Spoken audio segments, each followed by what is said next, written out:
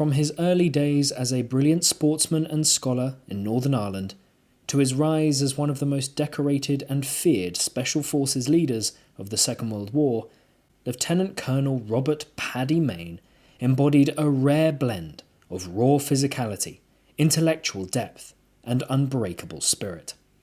His journey from rugby pitches to battlefields, from courtrooms to clandestine raids deep behind enemy lines, forged a legacy that transcends mere heroism. Mayne was more than a soldier. He was a force of nature, a man whose audacity, leadership, and sheer willpower reshaped the Special Air Service and left an indelible mark on the history of unconventional warfare. This is the story of Paddy Mayne, sportsman, scholar, warrior, and legend.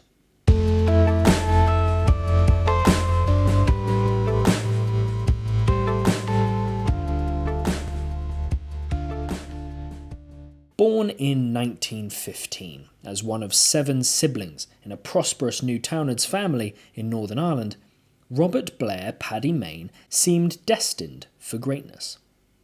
A gifted all-round sportsman, he shone brightest on the rugby field, representing both Ireland and the British and Irish Lions, a testament to his remarkable athletic prowess. But Mayne was more than just a sporting hero. A man of striking contrasts, he trained as a solicitor and developed a deep love for literature, showcasing his keen intelligence. Yet he was equally known for his wild, rebellious spirit. His fondness for alcohol and his outrageous sense of humour often led to antics that bordered on the legendary.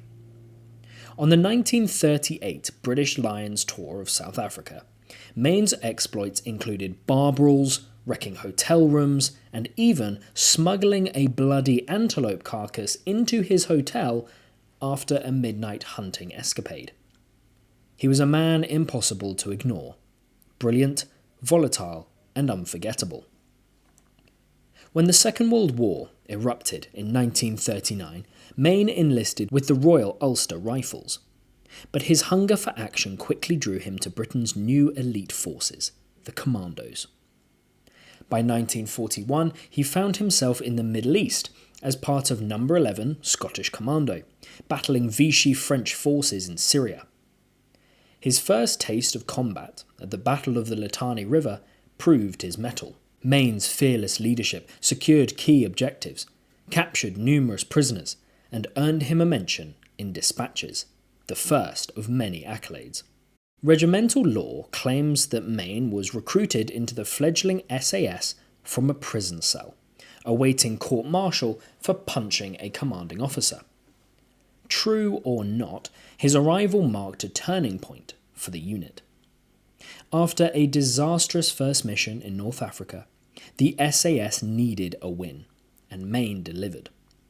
On the night of December 14th, 1941, he led a daring raid on the Tamet airfield in Libya. His team stormed the officers' mess, eliminating the enemy inside before destroying 24 aircraft, fuel depots, ammunition stores, and communication lines. In an iconic moment, Mayne ripped the control panel from an Italian aircraft, a feat of raw strength that became SAS legend. From that moment, success followed success. Mayne racked up an astonishing personal tally of over 100 enemy aircraft destroyed, earning a fearsome reputation among Axis forces. When SAS founder David Stirling was captured in 1943, Mayne took command of 1st SAS Regiment. He led his men with audacity and precision through campaigns in Sicily, Italy, France, and Germany, each mission more daring than the last. In Sicily, July 1943, Mayne spearheaded an amphibious assault on Capo Muro di Porco, neutralising a cliff-top gun emplacement. Days later, his men launched a daylight raid on Augusta Port, striking with speed and ferocity. The SAS played a vital role at Termoli, Italy, later that year, When an artillery shell decimated a truckload of his men, Mayne held the line, preventing the enemy from overwhelming the beleaguered Allied position. By 1944, the SAS returned to their guerrilla roots. Working alongside the French Maquis, Mayne's men sabotaged transport networks, ambushed enemy convoys, and coordinated airstrikes to disrupt German operations. The campaign came at a brutal cost. Captured SAS operatives were tortured and executed under Hitler's infamous Commando Order. Despite the risks, Mayne pressed on, knowing his unit's actions were pivotal to the Allied advance. In April 1945, Mayne led his men into Germany. Now, the SAS found themselves on the receiving end of ambushes and sniper fire. On April 9th, near Oldenburg, Mayne performed his final act of battlefield heroism.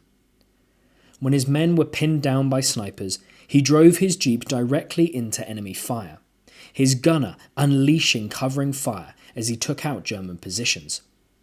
His sheer audacity stunned the enemy into hesitation, a moment of disbelief that saved his men. One of his officers later reflected, "The sheer audacity and daring which he showed in driving his jeep across their field of fire momentarily bewildered the enemy." For this extraordinary feat, Mayne was recommended for the Victoria Cross.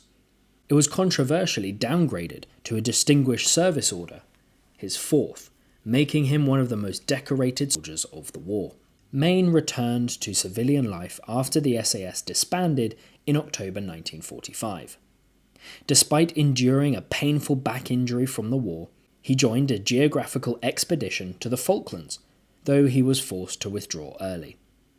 Returning home, he resumed work as a solicitor and became secretary to the Law Society of Northern Ireland. Tragically, Mayne's life was cut short in a car accident in 1955. He was only 40 years old. Though his life ended too soon, his legend endures. He was more than a war hero. He was a force of nature, a man who embodied courage, resilience, and unrelenting determination. His former commander, David Stirling, summed him up best. Mayne had a marvellous battle nostril. He could really sense precisely what he had to do in a situation. It wasn't sheer courage, it was sheer technique. Lieutenant Colonel Robert Paddy Mayne, soldier, scholar, sportsman, and legend, remains one of the most iconic figures in SAS history.